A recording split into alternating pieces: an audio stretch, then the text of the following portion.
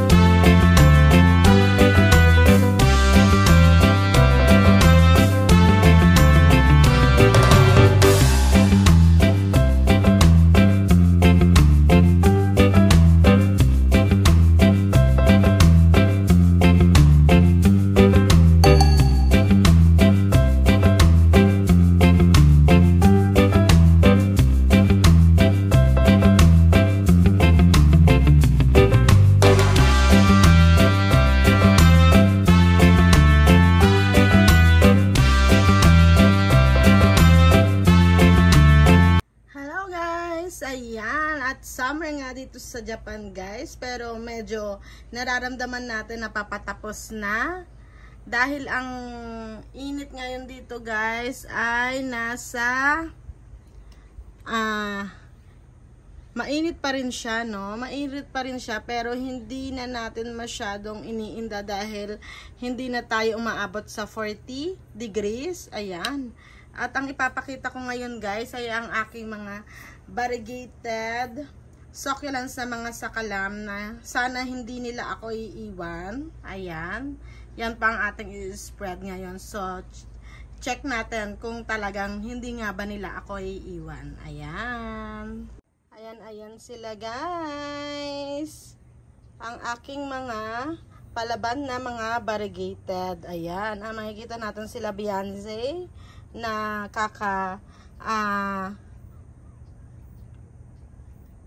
tubig lang natin sa kanila. Ayan. At andito din sila Tinkerbell. Ayan. Hindi na lang sila masyadong makulay ngayon guys. Dahil nga summer dito at medyo may naglalagas. Ayan oh. Diba? The good thing is nagbibaby sila ng kusa kahit wala sa lupa. Ayan. Ito naman sila PBM na variegated. Ayan. Andito din sila Maria. Ayan, sila Maria, sila Fred Ives. Ayan, na kailangan na ng padilig talaga. Kaya lang kasi kinakapa ko yung pagdidilig sa kanila ngayon dahil nga summer dito sa amin. Dahil summer, kailangan na hindi maano. Pero syempre, eto oh, buhay sila. Ang nakakalungkot nga lang, mayroon akong nakikita na sunburn. Ayan. Sunburn is real po talaga. Last year wala naman kaming ganito, pero dahil nga sobra ang init ay hindi po natin maiwasan. Ayan, at may makikita rin tayo dito guys na nagmashi. Ayan, nagmashi siya after natin madiligan. Oo, talagang hindi rin na ako na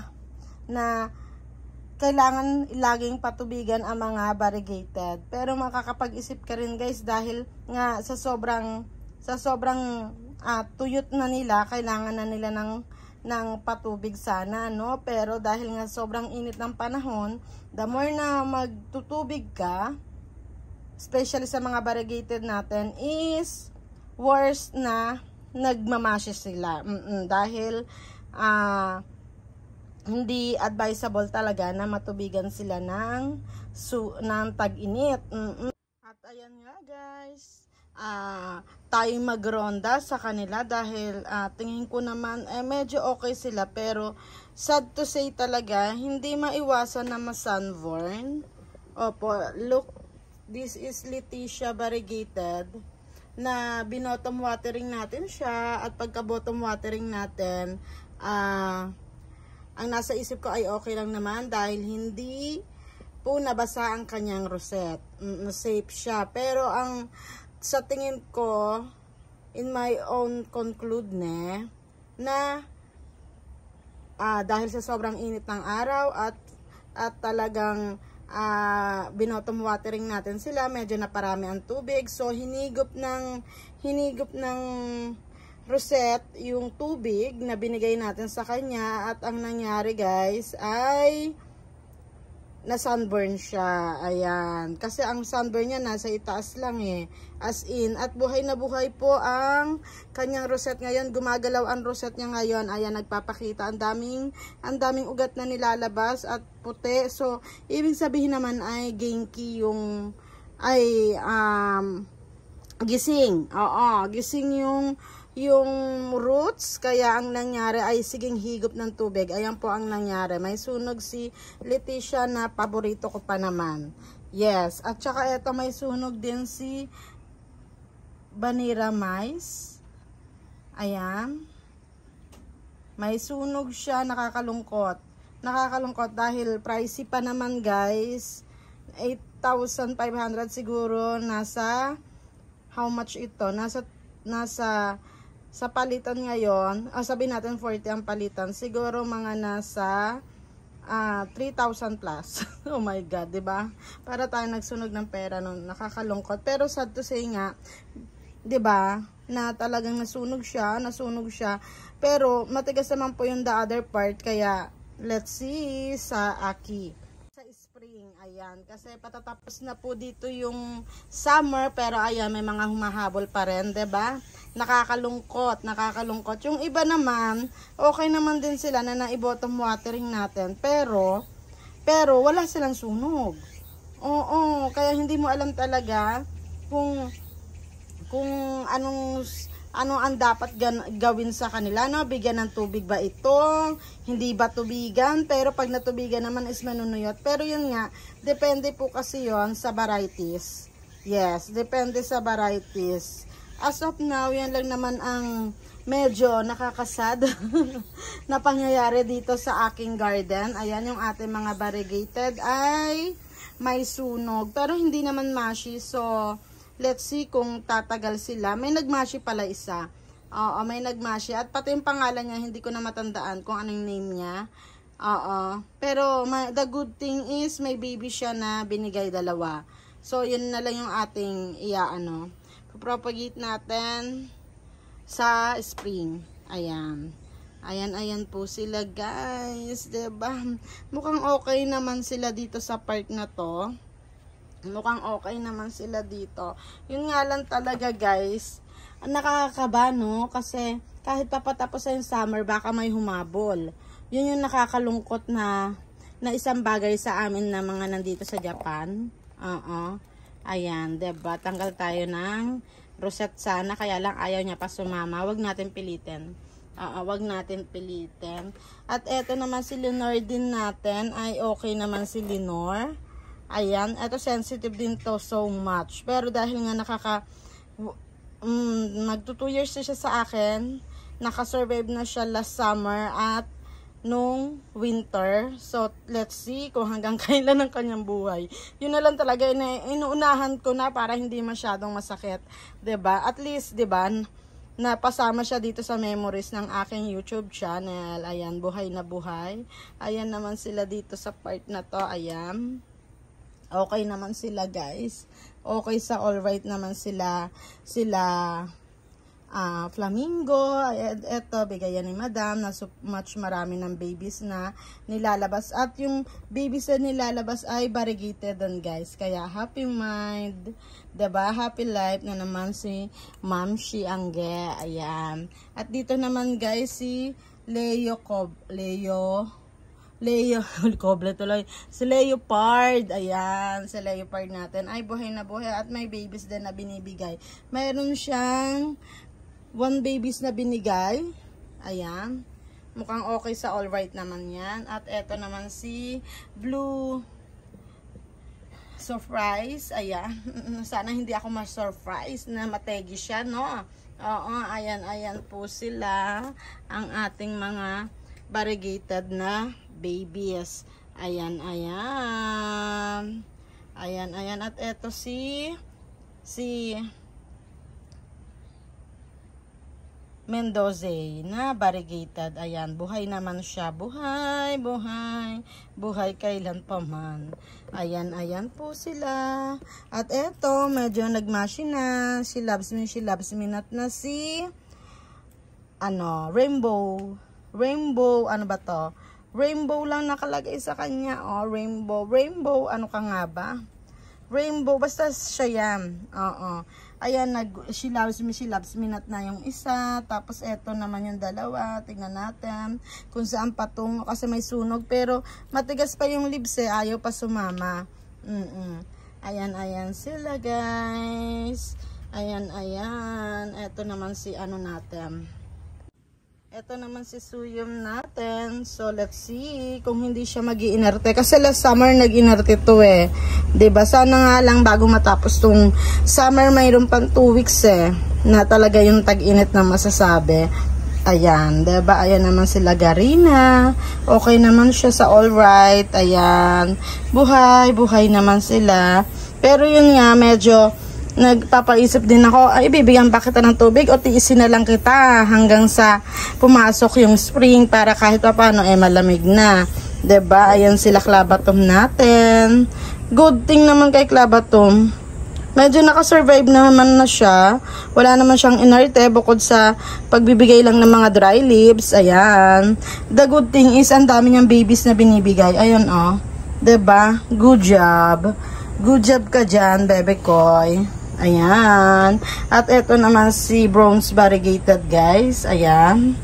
Si Bronze Variegated natin ay maganda ang kanyang tubo kasi 3 years na siya sa akin. Going to 4 years na. Ayan. Ito, propagate na natin to eh. Etong dalawa na to. Ito. Etong pots na to. Propagate na natin sila. Nagsimula ako mag-propagate pagkabili ko sa kanya. Ayan. Kaya medyo ang leaves niya, ang ano niya rin na stem niya ay medyo matanda na. Ayan. At eto guys, so si look guys, ang nangyari sa kanya. 'Di ba? Pero eto, nakasanayan ko na to guys. Pag summer ganyan talaga siya, pero nagbabalik siya pag paunti-unti nang lumalamig dito kasi mukhang sensitive siya talaga sa init ng panahon. Ayan po sila. At eto naman guys si eto bigay to ni Madam. Wala pa tong roots yung naipadala sa akin, pero mukhang naka-survive na siya, mukhang nagka-root na siya, tingin ko. Nagka-roots na. Ayan. At eto naman si Cubic Frost. Ayan, 'di ba? Bongga kaday. 'Di ba? Ito sensitive to is Cubic Frost, madali tong madali in my place madali siyang madeds yung common kay si Cubic Frost sa akin. At ayan nga guys, eto sila Lovely Rose na variegated. Ayan, nagka-baby. Ito yung kauna-unahan kong Lovely Rose na binili in single head. Ayan. Tapos, nagkaroon siya ng babies. Binigyan niya rin ako ng babies na may variegated. Yes, ayan po sila. Ito yung nabili ko sa Berve. Nung last punta ko ng Shimamura Enge. Ayan po sila. Ang aking mga variegated. At ito naman si Verna Lens. Ayan, naakala ko ay si siya. Sino nga yung kamukha niya? Oo, ang pangalan niya po ay si Graptopetalum paraguensis Vernalens variegata. Ayan. 'Di ba? Ito po is hybrid from Sabuten Sodan na matatagpuan sa Gunma. Ayan guys. Ayan po sila na ang aking mga unting collection ng mga variegated, guys. Ayan. 'Di ba? Ito parang ayaw ko na talaga tignan 'to eh. Oo. Pero the good thing naman din, lagi ako sa positive vibes, guys eh. Oo, ayaw kasi nung negative. Kasi mararamdaman 'yun ng mga halaman natin. So tinitingnan ko na lang tulad nga nito.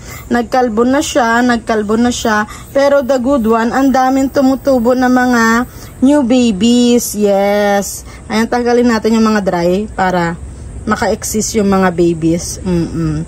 Ayan po sila ang ating mga onting collection ng babies. Ayan, eto si si Black Prince siya. Ayan guys, oh. Pero hindi ko din siya pa itatapon kasi matigas yung stem, tapos may mga tumutubo na na babies sa stem niya, kaya let's see na lang talaga, 'di ba? Sabi ko nga sa inyo, positive thoughts ako, hindi agad ako nagtatapon.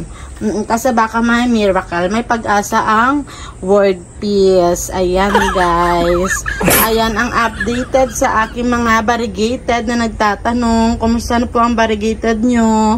Kumusta na po ba? May natunaw po ba? May na boom shakala po ba? Ganun po. Ayan. Ayan po ang ating mga babies na still fighting. Bawal gumibap ne, mga babies ko. Bawal yon. Kailangan ay happy lang tayo. Ne? Ayan. Ayan po sila. So, guys, until next video po sa spring, kung yung matira sa kanila talaga, i-flex natin yan. Kasi gusto kong i-share guys na sa pagpapatita ay literal na po yung experience na ganon. May mamamaalam, may magbibigay ng bagong babies at magbibigay ng bagong pag-asa. And once again guys, this is Angel Hara Channel. Sa mga hindi pa po nakaka-subscribe, please subscribe po. Ayan, malaking tulong po. Ayan, God bless everyone. Ciao!